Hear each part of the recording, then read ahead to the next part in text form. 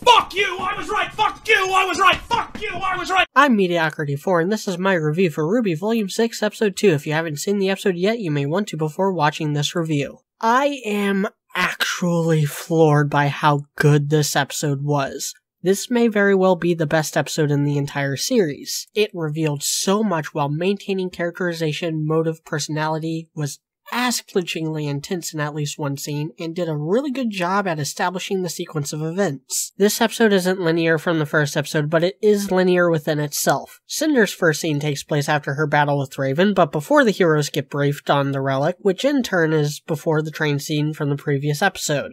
Then sometime probably during the train scene, Cinder meets up with Little Miss Malachite, then the rest of the episode picks up after the train wreck, and holy shit, what an amazing freaking scene. I have issues with every single episode in the series, but the closest thing to a flaw I could point to here is how convenient the hole in the cavern was. I know Haven is on top of a mountain, then there's a long elevator ride down to the vault, and then a significant drop, but I think this would be more believable if Cinder looked up, saw a cave, and then it cut to her outside the cave. You know, don't make it look like anyone could have just stumbled into the Maiden Vault. And I like where Cinder is going. She's hunting down RWBY. She's probably too embarrassed to return to Salem, or too scared because it was her ego that screwed up their mission to begin with. And I am just loving the lasting consequences in this episode, like how everyone's pictures are from the Vital Festival. And while I'm on this sequence, let's bash the card game for a beat.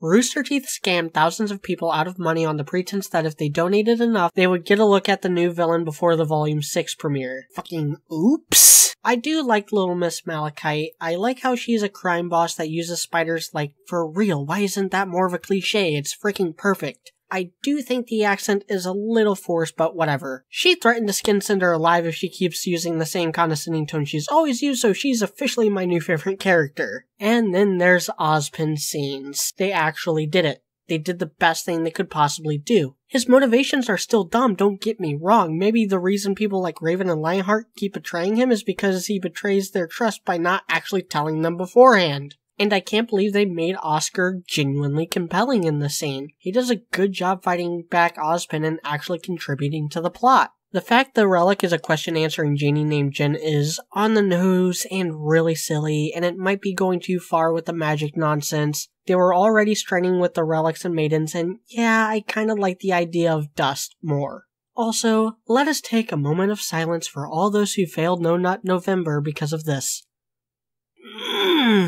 I think we all called the fact Ozpin had something to do with Salem's creation, but I am genuinely excited to see how everything went down. 2 episodes in a row is nice after the abysmal Volume 5, but 3 good episodes in a row? That's the real trick. That's only been done once before. I'm Mediocrity4, thanks for watching.